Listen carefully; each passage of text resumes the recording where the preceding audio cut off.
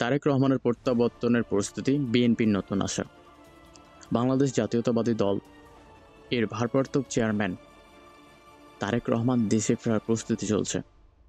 আগামী জাতীয় নির্বাচনকে সামনে রেখে তার এই প্রত্যাবর্তনের মধ্যে দলের নতুন আশার সঞ্চার করেছে।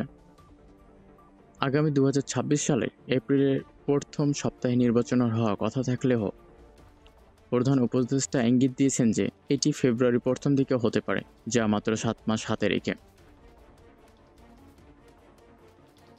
বিএনপি আশা করেছে জনগণের সমর্থন নিয়ে এই নির্বাচনে তারা একটি ঐতিহাসিক জয় অর্জন করবেন। দলের লক্ষ্য পূরণের জন্য তারেক রহমান সরাসরি দেশে উপস্থিত খুব গুরুত্বপূর্ণ বলে মনে করছে তাদের এই রাজনৈতিক দলটি।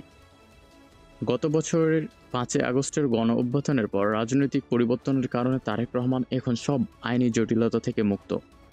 সরকারও নিশ্চিত করেছেন যে তিনি দেশে ফিরতে পারবেন, তার কোনো বাধা ধরা নাই এখন।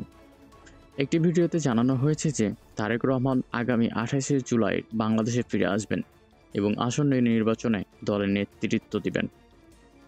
তারেক রহমানকে প্রত্যাবর্তনের কেন্দ্র করে বিএনপি এবং জিয়া পরিবার তাকে স্বাগত জানানোর জন্য ব্যাপক প্রস্তুতি নিচ্ছে।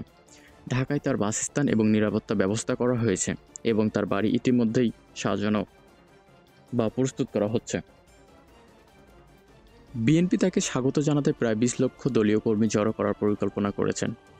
তারা নিরাপত্তার জন্য একটি অত্যাধুনিক বুলেটপ্রুফ গাড়ি ব্যবস্থা করা হয়েছে এবং তার চলাচল ও রাজনৈতিক কার্যক্রমের জন্য বিএনপি একটি বিস্তারিত নিরাপত্তা পরিকল্পনা চূড়ান্ত করেছে। তারেক রহমানের এই প্রত্যাবর্তনে বাংলাদেশের রাজনৈতিক একটি নতুন মোড় আনতে পারে বলে ধারণা করা হচ্ছে।